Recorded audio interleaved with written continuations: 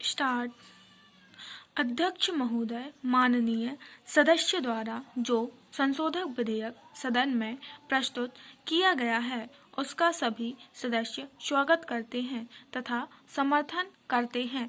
एक अच्छे काम के लिए उचित विधेयक सामने आया है। रेलवे हमारे सार्वजनिक क्षेत्र का एक बहुत महत्वपूर्ण उद्योग है अतः इसके सभी पहलुओं पर विचार करना आवश्यक है। पंचवर्षीय योजनाओं में रेल उद्योग की मुख्य भूमिका होगी। ऐसे कई प्रश्न इस उद्योग के साथ जुड़े हुए हैं। जब हम इस दृष्टिकोण से कई पहलुओं पर नज़र डालते हैं तो हमें चिंता होती है। सर्वप्रथम मैं इसके आर्थिक पक्ष की ओर मंत्री महोदय का ध्यान आकर्षित करना चाहता हूँ। यह उद्योग आज से कुछ वर्ष पहले करोड़ों रुपया प्रति वर्ष लाभ कमाता था, किंतु आज हम देख रहे हैं कि आज यह उद्योग निरंतर घाटे में ही चल रहा है। जब किसी उद्योग का विस्तार होता है तो विस्तार के साथ साथ उसको आर्थिक लाभ भी होना चाहिए। इस उद्योग की स्थिति के बारे में मंत्री महोदय को जानकारी है, इसलिए मैं निवेदन करना चाहता हूं कि सबसे पहले इस उद्योग की आर्थिक स्थिति सुधारने के लिए हमें प्रयास करना चाहिए।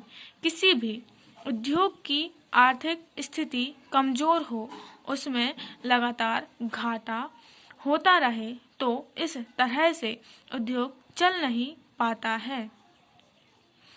अब मैं पिछड़े क्षेत्रों के विकास के संबंध में आपका ध्यान आकर्षित करना चाहता हूँ।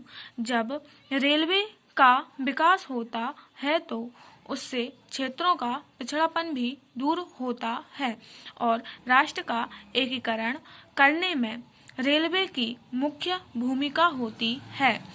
किसी क्षेत्र में रेलवे के प्रवेश का यह अर्थ होता है कि इससे देश का एकीकरण होता है, देश में जागृति आती है और पिछड़े हुए क्षेत्रों का विकास होता है। देश के उद्योगों में वृद्धि होती है और देश विकास की ओर अग्रसर होता है। इस दृष्टि से जब हम रेलवे की ओर देखते हैं तो हमें साफ दिखाई पड़ता है कि जो पिछड़े हुए क्षेत्र हैं जहां पर आपको कुछ खर्चा करना चाहिए और रेल लाइनें पहुंचानी चाहिए, वहां वैसा नहीं कर रहे हैं। दूर दराज के क्षेत्रों में जैसे पहाड़ी व रेगिस्तानी क्षेत्रों में रेलवे लाइनें बिछाकर उन्हें देश के अन्य क्षेत्रों के साथ जोड़ा जाना चाहिए ताकि उनमें औद्योगिक प्रगति लाई जा सके और उनके पिछड़ेपन को दूर किया जा सके।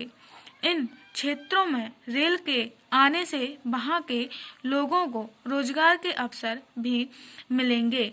यदि हम इस पर गंभीरता से विचार करके कार्य नहीं करेंगे तो जो हमारे देश के पिछड़े इलाके हैं उनका विकास नहीं हो सकेगा, उनमें उद्योग धंधे नहीं लग